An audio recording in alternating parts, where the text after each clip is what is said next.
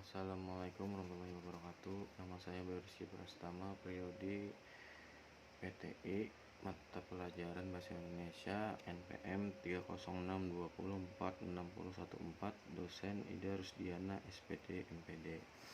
Saya ingin menyampaikan konsepsi bahasa. Bahasa adalah secara komunikasi antara anggota masyarakat dalam menyampaikan ide dan perasaan secara lisan atau tulis. Konsepsi bahasa tersebut menunjukkan bahwa sistem lambang bunyi, ujaran, dan lambang tulisan digunakan untuk berkomunikasi dalam masyarakat dan lingkungan akademik. Fungsi bahasa yang utama dan pertama sudah terlihat konsepsi bahasa di atas, yaitu fungsi komunikasi. Komunikasi dalam bahasa berlaku bagi semua bahasa, apapun dan dimanapun. Dalam berbagai literatur, bahasa bersepakat dengan fungsi-fungsinya sebagai berikut. 1.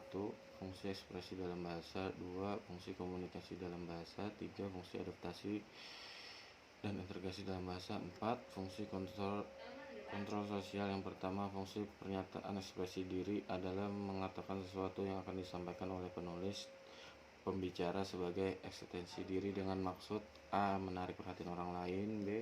Membebaskan diri dari semua tekanan diri atau seperti emosi. C. Melatih diri untuk menyampaikan suatu ide yang baik.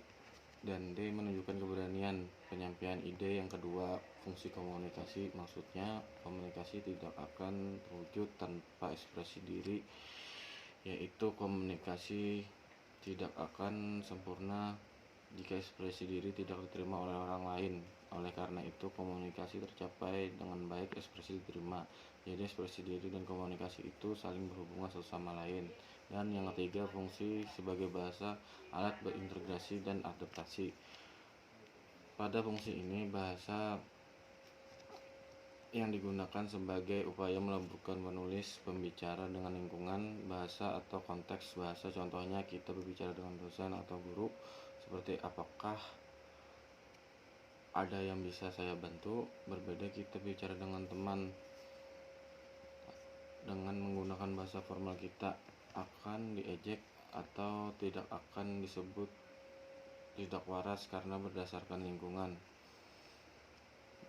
Yang keempat, fungsi bahasa sebagai alat kontrol. Yang dimaksud mempengaruhi tindakan seseorang dalam masyarakat sehingga masyarakat itu terlibat dalam komunikasi dan dapat saling memahami, seperti contoh ceramah agama atau dakwah, di mana seseorang penceramah saling berkomunikasi dengan para jamaahnya, dan dari situlah mereka dapat saling memahami. Demikian yang dapat saya sampaikan. Mohon maaf jika ada salah. Saya akhiri. Wassalamualaikum warahmatullahi wabarakatuh.